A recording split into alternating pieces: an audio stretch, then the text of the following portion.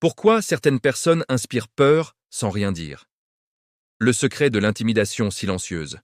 Cette capacité à faire naître la peur chez les autres sans prononcer un mot, sans menace explicite, sans geste agressif, est l'une des formes de pouvoir les plus redoutables et les plus durables. Dans Le Prince, Niccolò Machiavelli touche ce phénomène de façon répétée, même s'il ne lui donne pas ce nom précis. Il explique que le véritable prince doit être craint, mais jamais haï. Et pour être craint sans être haï, il faut inspirer une peur diffuse, instinctive, presque animale, qui ne repose pas sur la violence visible, mais sur une présence lourde, imprévisible et maîtrisée. Machiavelli écrit « Il vaut mieux être craint qu'aimé, si l'on ne peut être les deux ». Mais il ajoute aussitôt que cette crainte doit être dosée. Un prince qui terrorise ouvertement suscite la haine et la révolte. Celui qui inspire une peur silencieuse, presque invisible, devient intouchable. Cette peur naît de l'incertitude.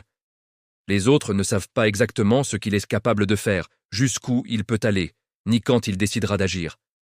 Cette incertitude est le cœur même de l'intimidation silencieuse.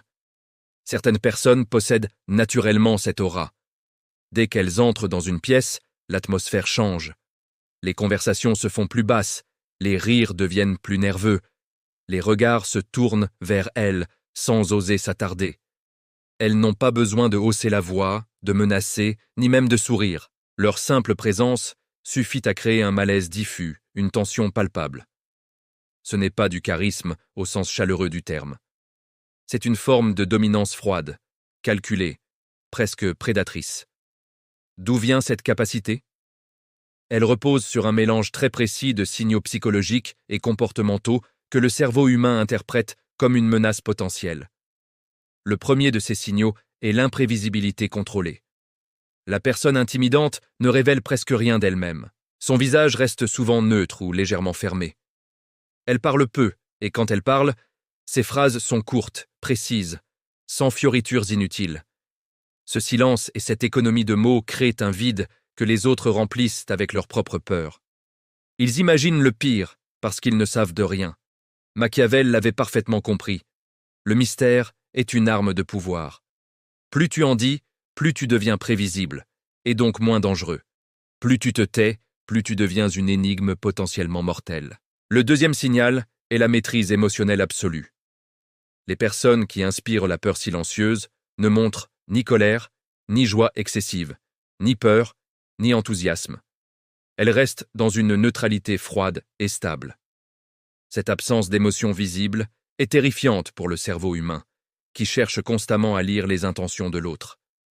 Quand il ne trouve rien à lire, il passe en mode alerte maximale. C'est exactement ce que Machiavelli conseille au prince. Paraître impassible, ne jamais laisser transparaître ses véritables émotions. Celui qui contrôle parfaitement ses réactions semble capable de tout, parce qu'on ne peut pas anticiper ses réactions. Le troisième signal est la posture et l'occupation de l'espace. Ces personnes ne s'agitent pas. Elles bougent lentement, délibérément. Leur posture est ouverte, mais pas provocante. Épaules détendues, dos droit, tête légèrement relevée. Elles occupent l'espace sans effort apparent, comme si l'endroit leur appartenait de droit. Des études en psychologie évolutionniste montrent que le cerveau perçoit immédiatement ce type de posture comme un signe de dominance élevée et de faible vulnérabilité. Le corps dit « Je n'ai peur de rien et je suis prêt à tout ». Le regard joue également un rôle décisif. L'intimidation silencieuse passe souvent par un regard calme, direct, qui dure une seconde de trop. Ce n'est pas un regard agressif ou fixe comme celui d'un psychopathe de film. C'est un regard qui observe sans ciller, sans sourire, sans donner le moindre indice affectif. Ce regard communique une chose très simple. Je te vois, je t'ai déjà analysé. Et je sais exactement ce que je peux te faire si je le décide.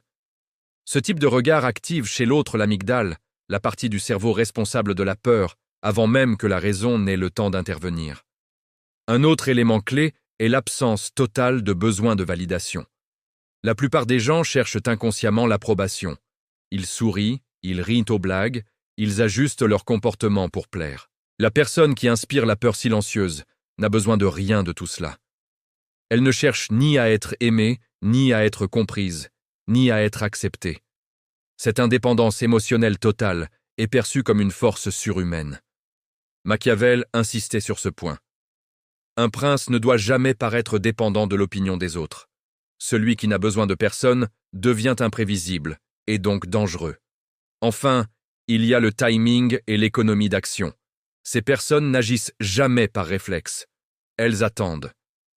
Elles laissent les autres s'agiter, parler, se trahir, commettre des erreurs. Et quand elles décident enfin d'intervenir, leur action est précise, froide et souvent disproportionnée par rapport à ce qui l'a déclenché. Cette rareté de l'action renforce l'effet de peur. Chacun se demande constamment « quand va-t-il frapper ? Et jusqu'où ira-t-il » L'incertitude permanente est le carburant de l'intimidation silencieuse. Machiavelli appliquait ce principe en politique. Il conseillait aux princes de punir rarement mais sévèrement, et surtout de manière inattendue. Une seule punition exemplaire, bien choisie et bien dosée, crée plus de peur durable que 100 petites sanctions quotidiennes. La rareté renforce l'impact. La personne qui inspire la peur sans rien dire utilise exactement la même logique. Elle n'a pas besoin de menacer tous les jours. Sa simple existence suffit à maintenir les autres dans un état de vigilance anxieuse. En 2026, cette forme d'intimidation silencieuse est particulièrement puissante dans le monde professionnel, numérique et social. Dans une réunion Zoom, celui qui reste silencieux, caméra allumée, regard fixe, posture droite, fait souvent plus peur que celui qui parle fort et gesticule. Sur les réseaux, le profil qui ne poste presque jamais, qui ne like rien, qui ne commente jamais, mais qui est toujours là en observation, génère une forme d'anxiété chez ceux qui ont quelque chose à cacher. Dans les négociations, l'interlocuteur qui ne remplit jamais les silences, qui laisse planer un long blanc après chaque proposition, pousse l'autre à en dire trop, à baisser son prix, à céder.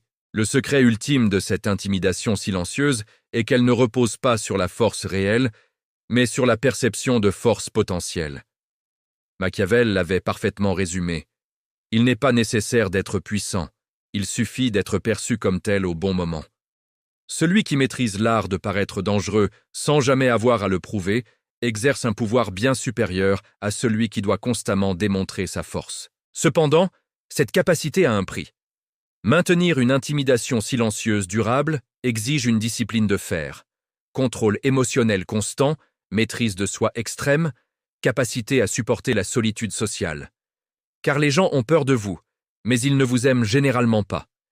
Ils vous respectent, vous craignent, parfois vous admirent de loin, mais ils gardent leur distance. C'est le paradoxe du pouvoir silencieux. Plus vous inspirez la peur, plus vous êtes seul. Machiavelli lui-même a vécu cette solitude. Il a conseillé les puissants, il a observé les cours, il a analysé les hommes avec une lucidité glaciale, et il est mort relativement isolé. Mais son influence traverse les siècles précisément parce qu'il a compris cette vérité fondamentale. Dans le jeu du pouvoir, celui qui fait peur, sans avoir besoin de crier, sans avoir besoin de frapper tous les jours, sans avoir besoin de se justifier, détient un avantage décisif.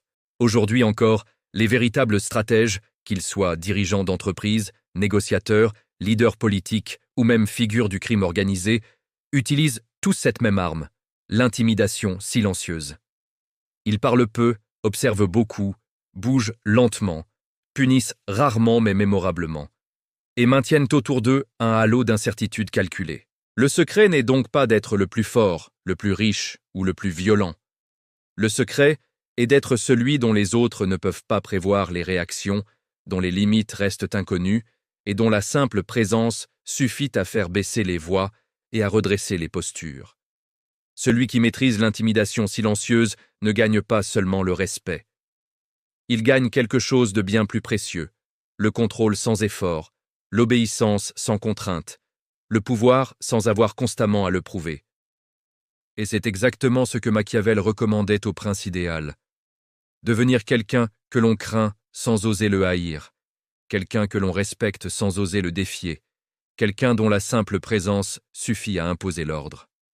Parce que dans le monde des hommes, la peur silencieuse reste encore aujourd'hui l'une des formes de pouvoir les plus pures et les plus efficaces.